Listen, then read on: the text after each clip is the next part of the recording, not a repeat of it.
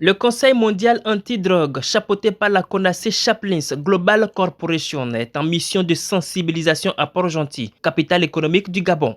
Une délégation de cette organisation internationale accréditée auprès de l'Organisation des Nations Unies, conduite par Lambert Edouisa Sadrak, commandant de Monnerie et commandant du Conseil mondial anti-drogue Gabon, s'est rendu au lycée Jean de Dieu Ntiwini Igana pour édifier les élèves sur la dangerosité des stupéfiants et des drogues. Nous devons comprendre que c'est un fléau mondial, c'est un fléau national et même communautaire.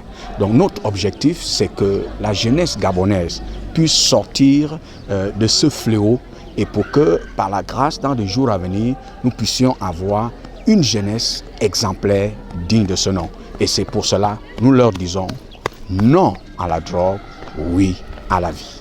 Non à la drogue, oui à la vie. Ceci n'est pas qu'un simple slogan, mais une bonne attitude à adopter dorénavant pour les sujets ayant déjà touché à la drogue ou qui seraient tentés de s'y adonner. Non à la drogue, oui à la vie. Nous avons appris que la drogue, c'est une substance qui peut détruire nos organes vitaux. Moi, j'ai retenu que la drogue et l'alcool sont dangereux, peuvent t'emmener à la mort.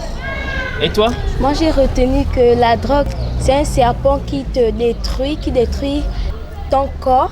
Une initiative salutaire pour les responsables de cet établissement confessionnel. Cette rencontre a été très salutaire parce que nous sommes confrontés aujourd'hui dans nos établissements au problème de la drogue. Et ça fait dégâts, vous avez des élèves qui viennent, qui dorment et qui sont violents de façon anormale.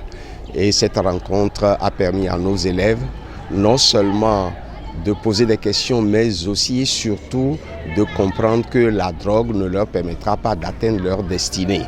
Le Conseil mondial anti-drogue se veut être une solution à la problématique de la drogue au Gabon en soutien aux efforts consentis par les plus hautes autorités de la République. Cette sensibilisation vise également à une prise de conscience de la jeunesse. Ils sont conscients qu'ils sont les premières victimes de la consommation de la drogue. Alors ils sont très intéressés, ils posent des questions, ils demandent des entretiens. Certains même qui sont confrontés de façon directe ou indirecte à la problématique de la drogue se rapprochent de nous pour solliciter des entretiens. Une prière a accompagné cette étape d'information afin d'exhorter le Tout-Puissant à éloigner les drogues et les stupéfiants des apprenants afin que leur avenir soit préservé.